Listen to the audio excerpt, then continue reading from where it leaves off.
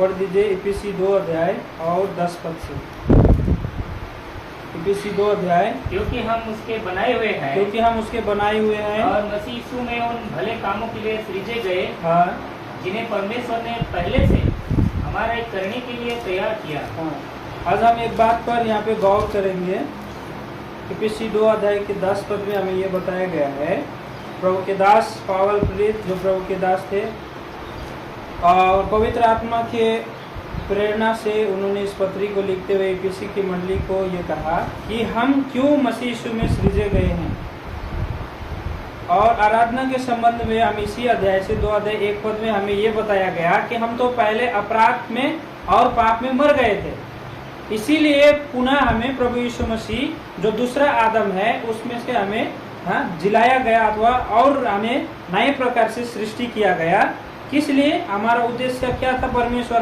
परमेश्वर का उद्देश्य था कि हम भले कामों में लगे रहें, परमेश्वर के कामों में हम लगे रहें, और ये योजना परमेश्वर का पहले से था, इसीलिए हमें परमेश्वर ने सृजा है। सो बात हम यहाँ पे पाते हैं। लेकिन कई बार हम ये बात सुनने के लिए हमें मिलता है कि आदम यदि पाप नहीं करता तो आज हमें काम नहीं करना पड़ता। लेकिन मैं ये बात से संतुष्ट नहीं हूँ। क्यों? क्योंकि परमेश्वर का योजना, परमेश्वर का इच्छा ही है कि आप और मैं काम करें। आदम पहले जब पाप नहीं किया था तो क्या वो काम नहीं करता था? हा? उससे पहले भी वो काम करता था। लेकिन कई सारे लोग ये कहते हैं यदि आदम पाप नहीं करता तो हमें आज काम करना नहीं पड़ता, और ये भी कहते हैं कि यदि आदम पाप नहीं करता तो आज हमें खाने की भी कोई जरूरत नहीं, ऐसे ही हमारा पेट भरा होता। लेकिन मैं इन दोनों बातों से संतुष्ट नहीं हूँ, क्योंकि प्रभु का वचन हमें ये बताता है। आइए उत्पत्ति 2 अध्याय का 15 पद में, उत्पत्ति 2 अध्याय और उसके 15 पद में हम इस बात को पाते हैं कि परमेश्वर ने आदम को जब बनाया और बनाने के दौरान परमेश्वर ने उसको आदम के वाटिका में रख दिया। लेकिन रखा क्यों? इस विषय को हम यहाँ पे पाते हैं। 2 अध्याय 15 पद को पढ़ दीजिए। तब यहोवा परमेश्वर ने आदम को लेकर आदम की वाटिका में रख दिया। आदम की वाटिका में रख दिया कि वह उसमें काम करे। यहाँ पे कहने का अर्थ ये हुआ कि परमेश्वर आदम को बनाया तो परमेश्वर ये चाहता है कि मनुष्य जो है वो क्या करे? काम करे। मनुष्य काम करे, ये परमेश्वर की इच्छा है, और इसीलिए मनुष्य को फिर से मसीह यीशु में सृजा गया ताकि हम उस भले कामों में, परमेश्वर के उन कामों में हम लगे रहें। और इसके लिए तो परमेश्वर ने पहले से हमें तैयार किया था। ये बात हम पढ़ चुके हैं इफिसी 2 अध्याय के 10 पदों में। अब हम देखते हैं क्यों परमेश्वर हमें ऐसा कहता है। क्या वो परमेश्वर खुद भी काम करता है? क्या वो खुद भी हमें हम कह सकते हैं वो परमेश्वर काम करता होगा तभी तो हमें ये आज्ञा दिया होगा? तो आइए हम यहाँ पे यूहन्ना रचित सुसमाचार में जल्दी से, यूहन्ना रचित सुसमाचार 5 अध्याय का 17 पद में हम इस बात को देख सकते हैं कि हमारा प्रभु यीशु मसीह भी काम करता था और हमारा पिता परमेश्वर भी काम करते हैं, और इसीलिए आज हमें ये आज्ञा मिली है। यूहन्ना रचित सुसमाचार 5 अध्याय 17 पद। इस पर यीशु ने उनसे कहा, पिता अब तक काम करता है, मेरा पिता आप तब काम करता है और मैं भी काम करता हूँ। इसलिए आप ना समझे कि हमें ही केवल ये काम दिया गया है। लेकिन प्रभु यीशु मसीह संसार पर आए थे और उन्होंने इतने सारे काम किया। बाइबल बताती है, आइए यूहन्ना रचित सुसमाचार 21 अध्याय के 25 पद को पढ़िए। यदि प्रभु यीशु मसीह के कामों को एक एक करके यदि इस बाइबल पर लिखा जाता तो ये बाइबल इतना बड़ा होता कि पृथ्वी भर में भी ये नहीं समझ सकता। 21 अध्याय 25 काम है, और भी बहुत से काम है जो यीशु ने किए। यदि वे एक एक करके लिखे जाते, तो मैं समझता हूँ कि पुस्तकें जो लिखी जाती वे संसार में भी नहीं समाती। हाँ, इसीलिए प्रभु यीशु मसीह ने हमें ये आज्ञा दिया कि हमें काम करना है। हाँ, आज हमें काम करना है। और प्रभु यीशु मसीह भी जब वो आए थे तो वे भी काम किए। और यूहन्ना 19 अध्याय के 30 पद को यदि हम पढ़े तो प्रभु यीशु मसीह मरने से पहले एक शब्द उन्होंने कहा था, वो था सब कुछ क्या हो गया? पूरा हो गया, है ना। परमेश्वर जिस रीति से प्रभु यीशु मसीह को काम करने के लिए भेजे थे और उन्होंने अपना काम को पूरा किया। लेकिन आज आपको और मुझे भी परमेश्वर ये बता रहे हैं कि आपको और मुझे भी इसी उद्देश्य से बनाया गया है ताकि हम प्रभु के दाखबरी में, प्रभु के घर में हम काम करें। और ये काम करने के लिए आज हमारे पास उतना समय नहीं है, इसीलिए हम लापरवाही ना करें, लेकिन बहुत ही तेजी के साथ आज हमें प्रभु के काम को करना है। आइए 9 अध्याय यूहन्ना रचित सुसमाचार 9 अध्याय का 4 पद में हमें बताया गया है कि ये समय बहुत थोड़ा सा है और ये दिन अभी थोड़ा सा है, ऐसा रात आने वाली है जिसमें हम काम नहीं कर सकते। जिसने मुझे भेजा है हमें उसके काम दिन ही दिन में करना, हमें उसका काम दिन ही दिन में करना जरूरी है। वह रात आने वाली है जिसमें कोई काम नहीं कर सकता। इसीलिए आज हमें इन बातों को याद करना है, ध्यान करना है कि हमें जब काम करने के लिए परमेश्वर ने आज्ञा दिया तो आज हम क्या काम कर रहे हैं। आज हम परमेश्वर के कामों में क्या व्यस्त हैं। क्या हमको मालूम है कि हमारा समय थोड़ा है। शैतान के विषय में लिखा गया है कि शैतान को मालूम है, वह जानता है। प्रकाशित वाक्य 12 अध्याय में हम उस बात को पाते हैं, अभी हम नहीं पढ़ेंगे। उनको मालूम है कि उनका समय थोड़ा सा है, इसीलिए वो और भी तीव्र गति के साथ अपना काम पूरा कर रहा है। लेकिन आज हमें विश्वासियों को भी ये मालूम होना अत्यंत जरूरी है कि हमारा भी समय थोड़ा सा है, हम प्रभु के साथ उठाए जाने वाले हैं। इससे पहले वो भयानक रात आए, हम प्रभु के काम इस दिन ही दिन में हमें करना है, नहीं तो हमें एक दिन पछतावा होगा कि हमने प्रभु का काम क्यों नहीं किया। प्रभु का काम यहाँ पे बताया गया है, जो थोड़ा बोता है वो थोड़ा कटेगा भी, और जो बहुत बोता है वो बहुत कटेगा।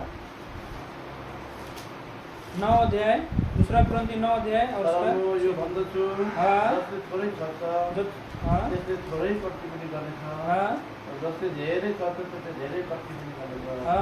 दूसरा कुरिन्थी 9 अध्याय का 6 पद में हमने पढ़ा कि जो थोड़ा बोता है वो थोड़ा कटेगा, जो बहुत बोता है वो बहुत कटेगा। इसीलिए आज हमें प्रभु का काम, बहुत सारे प्रभु के काम हैं और हम सौभाग्य अपने आप को ये ठानना है कि हमें प्रभु के घर में काम मिला। आप और मैं प्रभु के घर में काम करने के लायक तो नहीं, संसार के लायक भी नहीं थे, क्योंकि प्रभु का वचन हमें ये बताता है। आइए तो मत्ती के पुस्तक 20 अध्याय में, मत्ती की पुस्तक 20 अध्याय में आइए, जिन लोगों को प्रभु ने काम लगाया उनसे प्रभु कहता है, तुम लोग इस रास्ते पर क्यों खड़े हो। तब वो लोग जवाब देते हैं कि हमें किसी ने काम पर नहीं लगाया। आइए मत्ती के पुस्तक शायद 20 अध्याय में होगा, मत्ती 20 अध्याय में आप पढ़िए 6 पद।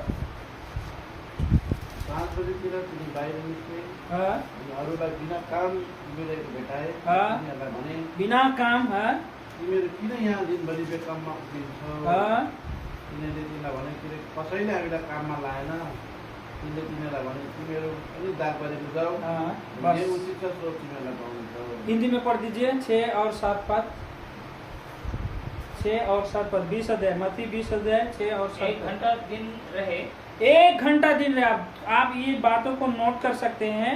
यूहन्ना 9 अध्याय के 4 पद में जब हम पढ़े तो वहाँ पे लिखा हुआ था थोड़ा सा दिन बाकी है, रात आने वाला है। और यहाँ भी बताया गया है 1 घंटा दिन बाकी है, थोड़ा सा समय है हमारे पास, क्योंकि रात आने वाला है। और आगे बढ़िए।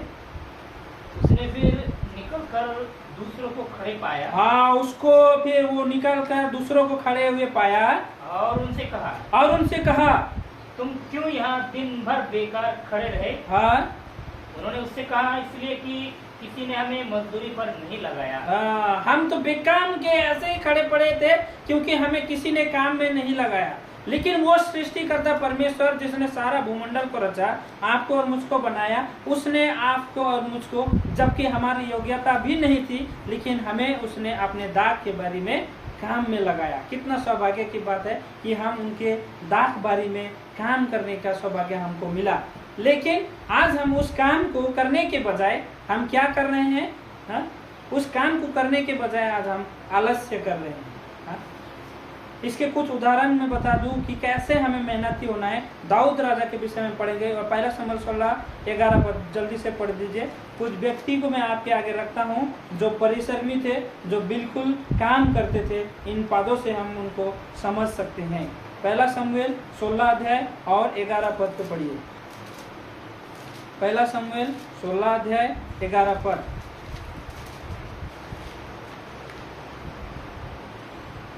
और कोई उत्पत्ति 29 अध्याय भी खोल के रखिए। तब शमूएल ने यिशै से कहा, क्या सब लड़के आ गए? सब लड़के आ गए। वह बोला नहीं, छोटा तो रह गया और वह भेड़ बकरियों को चरा रहा है। हाँ।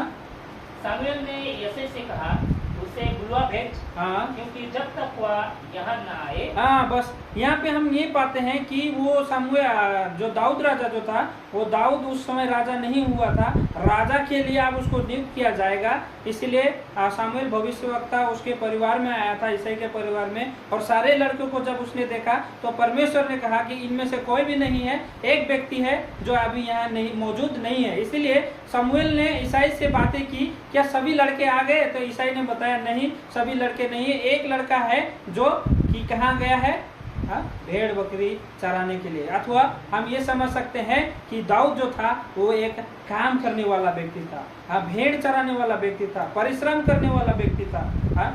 दाऊद की नहीं, आज हम परमेश्वर के घर में हमें काम करना है, क्योंकि परमेश्वर ने हमें काम में लगाया। उत्पत्ति 29 अध्याय में जल्दी 29 अध्याय 9 पर 29 अध्याय उत्पत्ति 29 अध्याय और 9 पद को यहाँ पे मैं पढ़ देता हूँ समय बचाने के लिए। उनकी यह बातचीत हो ही रही थी कि राहेल जो पशु चराया करती थी अपने पिता की भेड़ बकरियों के लिए हुए आ गई। यहाँ पे हम पाते हैं राहेल भी एक परिश्रमी लड़की थी, एक परिश्रमी स्त्री थी। राहेल जो याकूब की वाइफ थी। हम समझते हैं यहाँ से कि वो पशु चराने के काम किया करती थी। इससे हम समझते हैं कि आज हमें भी प्रभु के घर में ऐसा ही प्रभु के लोगों को जो भेड़ बताया गया है, भेड़ कहा गया है, उनका देखभाल करना आज हमारा काम है। और बहुत सारे ऐसे उदाहरण हैं जिसके विषय में हम देखते हैं। रूत के विषय में हम देखते हैं। रूत में ये तो 3 अध्याय शायद होगा। रूत भी जो थी मेहनती स्त्री थी, प्रभु के घर के लिए काम करने वाली स्त्री थी। रूत 3 अध्याय 1-2 पद को पढ़िए पाए तो।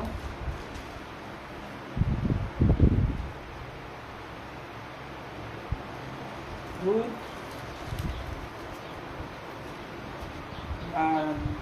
3 अध्याय ने 2 अध्याय का 2 और 3 पद। नुहामी रूतले नुहामीलाई भने, कृपया मलाई खेतबारीतिर जान दिनुहोस्। हजुर। जसको दृष्टिमा म कृपा पाउँछु, हजुर, उसको पछि बालाहरूको म किराकिन्छु। हजुर। तिमीले मलाई भने जाऊ मेरो छोरी। 3 पद। अनि उनी गएर आएर एउटा बारीमा कट्नी गर्ने पछि किरा टिपे। अनि सहयोग गर्नु एलिमेलेकका कुटुम्ब बोध बारीको एउटा भागमा पुगे। यहाँ पे रूत जो है बिल्कुल उस गांव के लिए वो नई सी स्त्री है। वो फिलहाल ही वो क्या करती है, नुआमी से उस मोआब के देश से बेतलेहम लौटकर आई है और नई वो है। उसका पति भी उसके साथ वापस नहीं आया क्योंकि वो उधर ही मर गया। और रूत के लिए वो जगह भी नहीं है, लेकिन आते वक्त ऐसे ही बैठी हुई है, ऐसा हम नहीं पाते। ऐसे ही सास के कमाई को खा रही है, ऐसा हम नहीं पाते। लेकिन वो आकर के क्या कहती है, परमिशन लेती है अपने सास को, कहती है कि मुझे किसी की खेत में जाने दे, जाकर के मैं किसी की अनुग्रह की दृष्टि पाऊं और उसके पीछे मैं सिला बिनती जाऊं।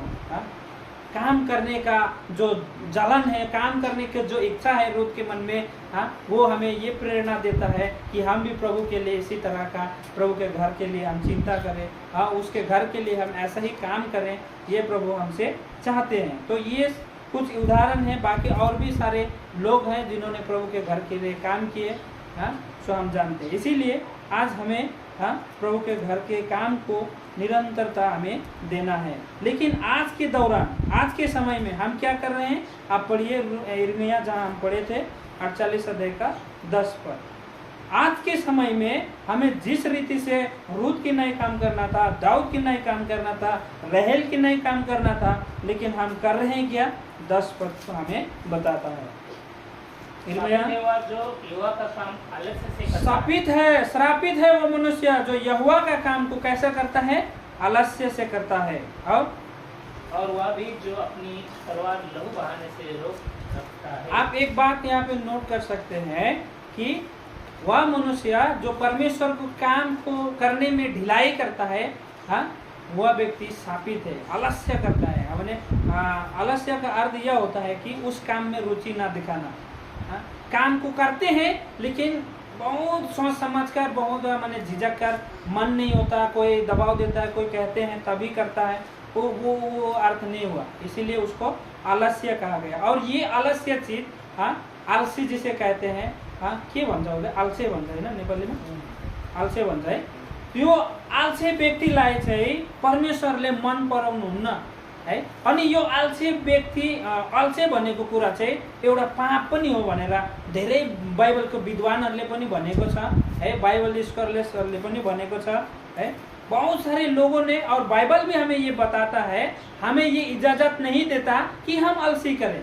आप पढ़िए, रोमी 12 अध्याय का 11 पद हमें बताता है कि प्रयत्न करने में आलसी ना हो। आज हम प्रभु के कामों को करने के लिए आलसी कर रहे हैं तो हम पाप कर रहे हैं। और शायद मैंने एक किताब में पढ़ा था, एक महान प्रचारक जो बिली ग्राहम है, उनका एक पुस्तक है 7 भयंकर पाप, जिसमें ये आलस्य के विषय में बताया गया है।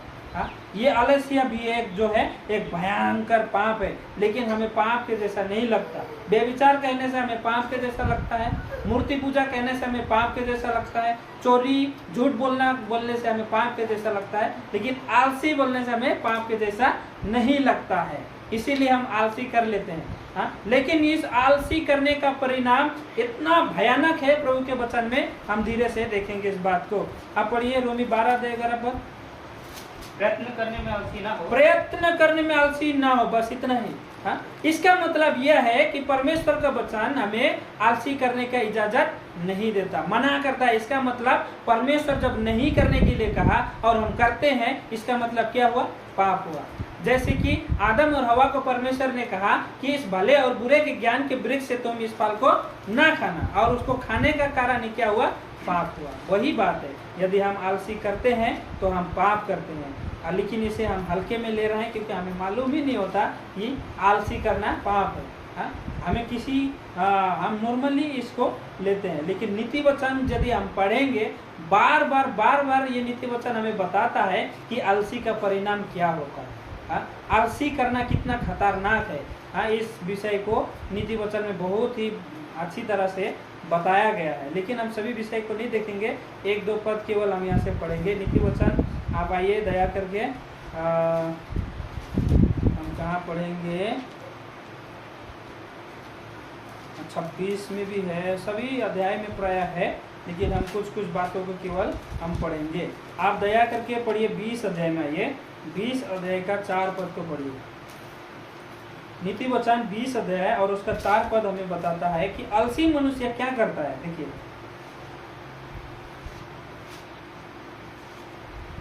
जाडोको कारणले अल्छे मान्छेले हलो जोत्दैन। जाडोको कारणले, हजुर पढिदिनुहोस् फेरि। यसैले कठिन समयमा त्यसले भिख माग्छ तर केही पाउँदैन। हाँ, शीत के कारण से, ठंड के कारण से वो बहाना लगाता है और वो काम नहीं करता, और इसलिए उसे भीख मांगना पड़ता है। इसका मतलब क्या है? यदि हम आलसी करेंगे तो हमारे पास क्या होगी? घटी होगी, परमेश्वर के वचन की घटी होगी। हाँ, हम यदि आलसी करेंगे प्रभु के वचन को पढ़ने के लिए तो हमारे पास ही वचन की कमी होगी। हाँ, और हम भूख के मारे दर फिरेंगे, जैसे उड़ाव पुत्र जो बाप के पिता के घर को छोड़कर वो भूख के मारे क्या हो रहा था? तड़प रहा था, इसलिए वो सुअर की फलियों को खाने के लिए लालसा कर रहा था। क्या आज हमारी हालत, यदि हम आलसी करेंगे तो ऐसा नहीं होगा? इसीलिए हमें इस बात को ध्यान रखना है। और इसी का 19 अध्याय में 15 पद को पढ़ दीजिए। 19 अध्याय 15 पद। आलस से भरी नींद आ जाती है, आलस से भरी नींद आ जाती है। प्रभु का वचन हमें ये बताता है कि आलसी करने वाला व्यक्ति नींद को क्या करता है? प्रिय जानता है। हाँ?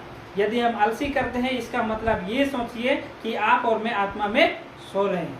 हमें काम करने का कोई इच्छा नहीं, हमें कल विजिट करना है या सुसमाचार देना किसी को, हमारे अंदर कोई बोझ नहीं, बस हम प्रभु के उद्धार को प्राप्त कर लिए, हाँ, और हम बस ऐसे ही बैठे हुए हैं। इसका मतलब ये है कि हम आलसी कर रहे हैं, हाँ। और पढ़ दीजिए नीचे। और जो प्राणी ढिलाई से काम करता है, और काम तो करता है लेकिन बहुत हिचकिचाहट के साथ, आलसी के साथ, किसी के कहने के द्वारा करता है, तो भूखा ही रहता वो भूखा ही रहता है, यानी कि उसके पास घटी ही रहती है, हाँ। ऐसा है इस काम नहीं करने वाले हैं, हाँ, व्यक्ति का, हाँ। और बहुत सारी बातें हैं जो हम आलसी के विषय में पाते हैं। आप 18 अध्याय में पढ़िएगा, 17 अध्याय में पढ़िएगा, 13 अध्याय में, 12 अध्याय में, हाँ, इस बात को हम पाते हैं। और एक बात केवल हम पढ़ेंगे यहाँ से 12 अध्याय 24 पर पढ़िए, जल्दी से पढ़ दीजिए इसी का नीति वचन 12 अध्याय 24 पर। अब 2 पद हम पढ़ेंगे। काम काजी लोग प्रभुता करते हैं, परंतु आलसी बेकार में पड़े रहते हैं, हाँ, पकड़े जाते हैं। बेकार में पकड़े जाते हैं। इसका मतलब है आलसी लोग जो है वो काम करने वाले के दस्युत्व में, हाँ, चले जाते हैं, काम करने वाले के, हाँ, दस्युत्व में हो जाते हैं। क्योंकि यहाँ पे लिखा है काम काजी लोग तो प्रभुता करते हैं, उसके शासन में, उसके शासन के अधीनता में उनको रहना पड़ता है, हाँ। ऐसा है आलसी का विषय में, आलसी के संबंध में हम अच्छी बात नहीं पाते। और आलसी के विषय में एक बात हम यहाँ पाते हैं, नीति वचन 10 अध्याय 4 पर, नीति वचन 10 अध्याय 4 पर। जो काम में ढिलाई करता है, जो काम में ढिलाई करता है वह निर्धन हो जाता है, वह निर्धन हो जाता है, बस, हाँ। यदि हम आलसी करेंगे परमेश्वर के कामों को करने के लिए तो हम आत्मा में गरीब हो जाएंगे, कंगाल हो जाएंगे, हाँ, हम निर्धन हो जाएंगे। जो परमेश्वर ने हमें जो धन दिया है, हाँ, वो भी हमसे ले लिया जाएगा। क्यों? क्योंकि परमेश्वर ने क्या कहा, जिसके पास है उसे और दिया जाएगा, जिसके पास नहीं है, हाँ, उससे वो भी ले लिया जाएगा। इसका आप एक असली उदाहरण हम देखेंगे, जल्दी से आइए मत्ती के पुस्तक 25 अध्याय में, कि आलसी करना कितना भयानक बात है। इसीलिए यदि परमेश्वर हमें अपना काम सौंपा है, उनके काम को करने के लिए जब हमें दिया है, तो हम बड़ी ईमानदारी पूर्वक मन लगाकर उनके कामों में लगे रहें जब तक वो ना आए। यदि हम आलसी करेंगे तो हमारा परिणाम बहुत ही भयानक होने वाला है।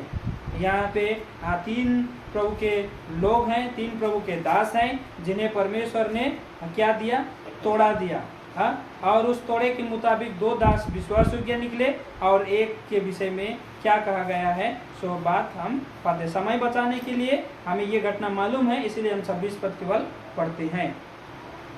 उसके स्वामी ने उससे उत्तर दिया, हे दुष्ट और आलसी दास। हाँ, नोट कीजिए क्या कह रहा है उसका स्वामी ने, हे दुष्ट और आलसी दास, हाँ। और पढ़िए, जब तू यह जानता था, हाँ, कि जहाँ मैंने नहीं बोया, हाँ, वहाँ से काटता हूँ, हाँ, और जहाँ मैंने नहीं छीटा वहाँ से बटोरता हूँ। अब इसका परिणाम क्या हुआ, 30 बार एक ही बार पढ़ दिया समय बचाने के लिए। और इस निकम्मे दास को बाहर के अंधेर में डाल दूं, हाँ, जहाँ रोना और दांत पीसना होगा। हाँ, आपने याद किया, हाँ? आलसी करने का परिणाम इतना भयानक है कि उसे अंधेर के कुंड में डाला जाएगा, जहाँ रोना और दांत पीसना होगा, हाँ? आलसी करने का इतना भयानक परिणाम, इतना बड़ा सजा, हाँ? लेकिन हमें लगता है आलसी करना किसी भी प्रकार की पाप नहीं है, हाँ? हमें पाप जैसा लगता ही तो नहीं है, हाँ? इसलिए हम ये आलसी कर बैठते हैं। लेकिन परमेश्वर का वचन हमें साफ साफ इन आलसी करने के संबंध में चेतावनी देता है। इसीलिए आज हम अपने आप को देखें, हाँ, कि कैसे हम, हाँ, ये एक हमारे लिए इतना बड़ा उदाहरण है, यह व्यक्ति जिसे परमेश्वर ने एक तोड़ा दिया था, हाँ, लेकिन इस व्यक्ति ने उस तोड़ा को क्या किया, छिपा दिया, बल्कि इसे क्या करना था, काम करना था। लेकिन 2 दास जो थे वे क्या कर रहे हैं, वो क्या बताते हैं, स्वामी आपने मुझे 5 तोड़े दिए थे, मैंने इससे और 5 तोड़े क्या किए हैं, कमाए। कमाए का मतलब है, हाँ, उन्होंने काम किया, परिश्रम किया, हाँ, प्रभु के काम को उन्होंने दुगना किया और परमेश्वर के आगे वो, हाँ, बताते हैं, हाँ। और दूसरे दास भी इसी तरह से कहता है। लेकिन तीसरा जो दास था वो प्रभु यीशु मसीह उसे क्या कहते हैं, शाबाश और विश्वासियों के दास कहते हैं नहीं, लेकिन कहते हैं आलसी दास, दुष्ट और आलसी, हाँ?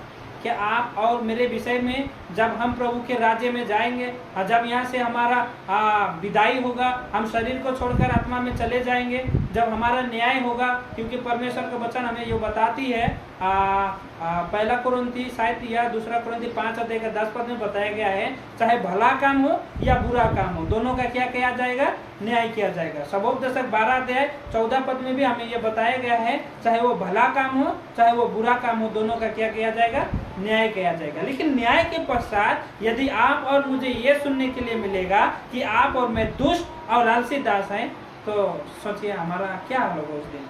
इसीलिए हम भली भांति आज ही जो कुछ करना है, थोड़ा सा समय है, रात आने वाला है, हम उसमें काम नहीं कर सकते, इसीलिए आलसी ना होकर यदि हम प्रभु के काम में लगे रहें तो प्रभु हमें आशीष करेगा, क्योंकि प्रभु का प्रतिज्ञा है। आइए दया करके हम पढ़ेंगे सब मिलकर पहला कुरिन्थी 15:58 पद। पहला कुरिन्थी 15 और उसके 58 पद को हम पढ़ेंगे कि यहाँ पे कैसा सुंदर प्रतिज्ञा प्रभु ने हमें दिया। यदि हम छोटे से छोटे काम भी यदि हम आज कर रहे हैं तो ये प्रभु के लिए यदि हम जानकर करते हैं तो इसका परिश्रम व्यर्थ नहीं है।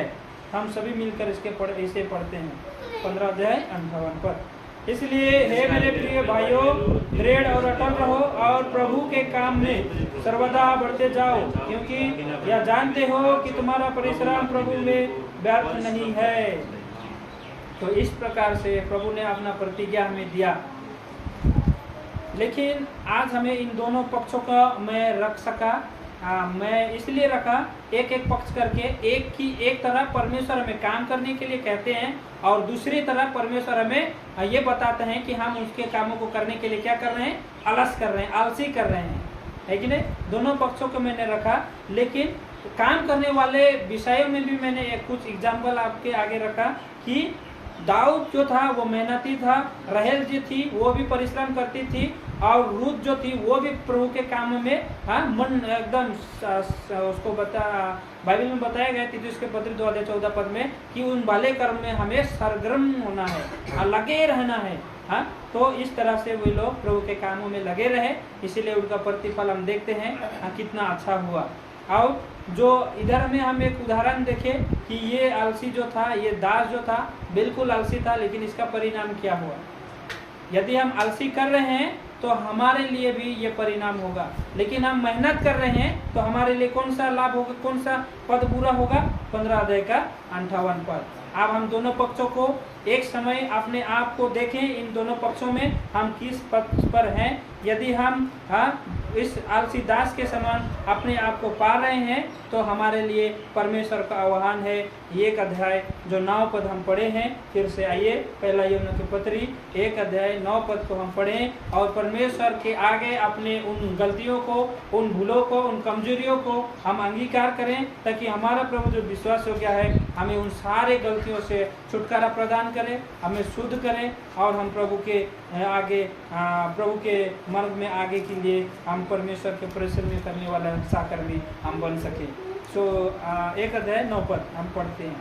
यदि हम अपने पापों को मान ले तो वह हमारे पापों को क्षमा करने और हमेशा अधर्म से शुद्ध करने में विश्वासयोग्य और धर्मी है।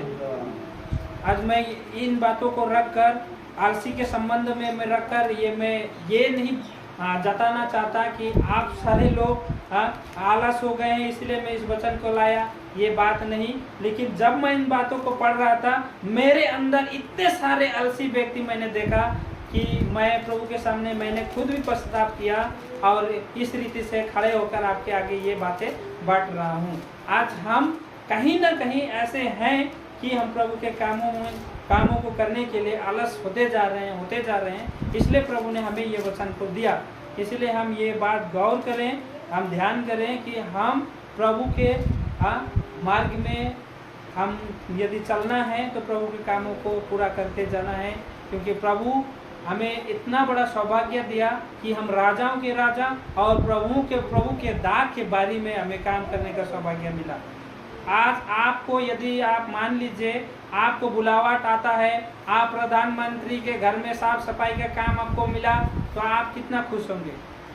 हो सकता है आपको एक बड़े अभिनेता के घर में, कोई अमिताभ बच्चन के घर में यदि आपको काम मिलता है तो वो जो जब छुट्टी में आएगा तो गांव में कितना चर्चा करेगा मालूम है? करेगा कि नहीं करेगा? कितना करेगा ना, मैं तो उसके घर में काम करता हूँ, उसके साथ मैंने ये फोटो लिया है। हा?